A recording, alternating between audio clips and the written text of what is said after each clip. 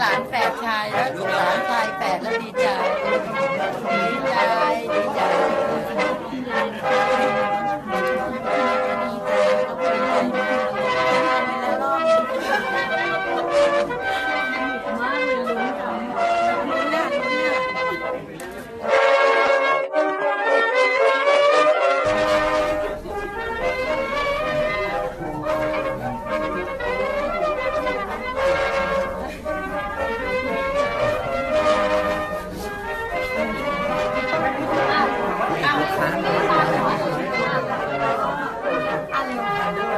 ครอบครัว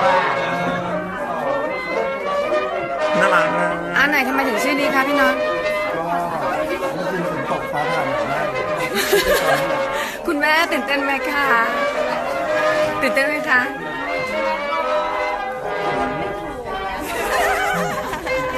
นี่ใครอะดูสิดูสิดูสิเอ็นดูไหมล่ะยิ้มด้วยไว้พร้อมแล้วลูกว่าไงลูกถีบเหรอทำไมอ่ะเขาให้งดน้ำงดอาหารตั้งแต่กี่โมงแล้วหน่วยก็น้ำก็ไม่ได้กินน้ำลายเหนียวมากแล้วเดี๋ยวต้องพูดมากอีกวันนี้เขาเรียกว่าวันชมพู่แห่งชาติส่งกำลังใจมาจากฝรั่งเศสปัดโธเมื่อกี้คือดีดแล้วเหรอนางดีดแล้วเหรอดีดตลอดนี่คุณข้างหลังเหมือนมีปาร์ตี้แล้วนะคะด้านหลังโอ้โหโอ้โหอุ้ยมีเสื้อทีมอ่ะมีเสื้อทีมนี่โอมโคมไม่ใช่โคมขึ้นมีหมวกด้วยหมวกเอ๊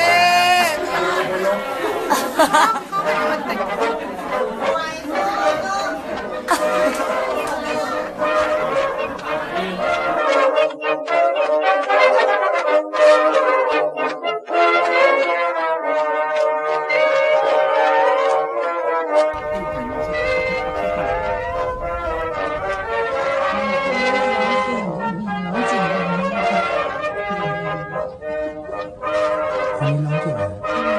แต่นี่เหมือนร้องเพลง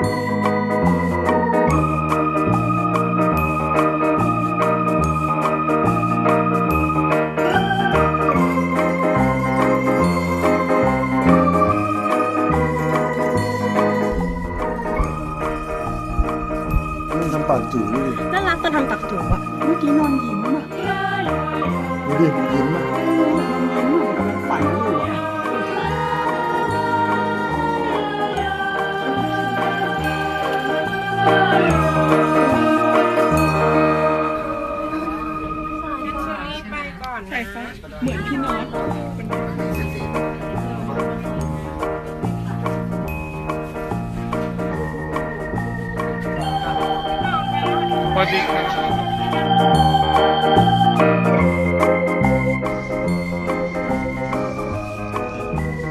หลับแล้วก็ลืมตาแล้ว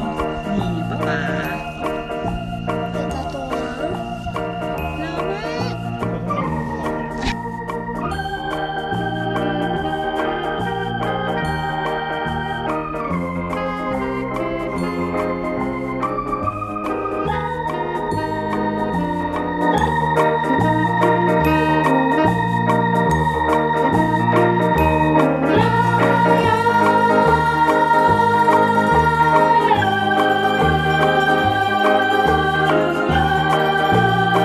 พร้อมที่จะอยู่เคียงข้างเธอพร้อมทำทุกอย่างเพียงเพื่อเธอเริ่มจากวันนี้ทุกนาทีของเธอจะมีเราตลอดไป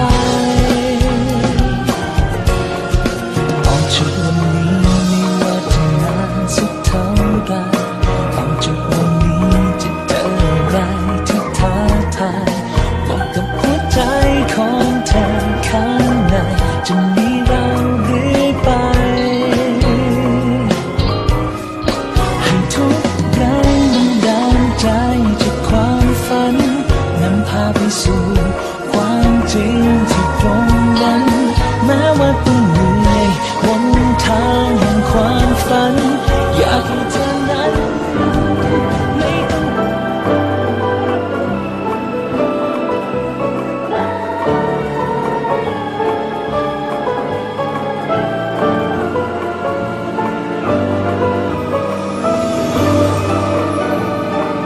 เห็นความฝัน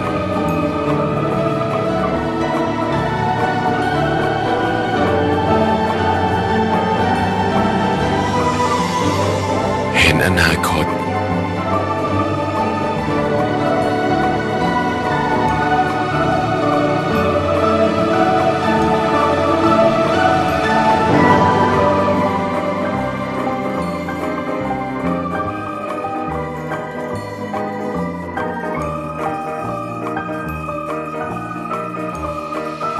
เห็นสิ่งที่มีค่าที่สุด เพราะคุณค่าของการ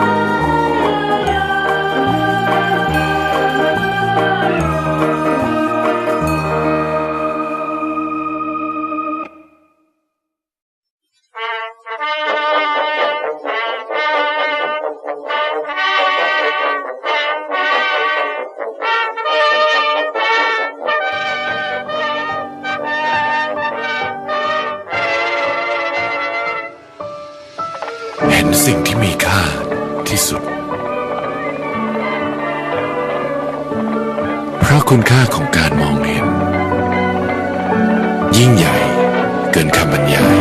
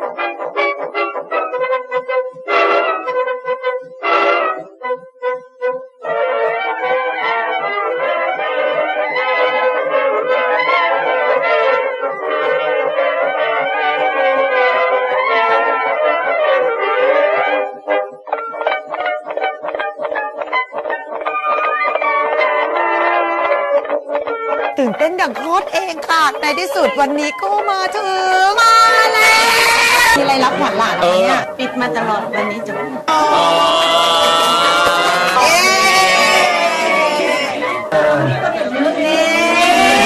สามแซ่บอาทิตย์ที่ 10 นี้นะคะ เลื่อนเวลาเป็นบ่าย 2:15 ค่ะ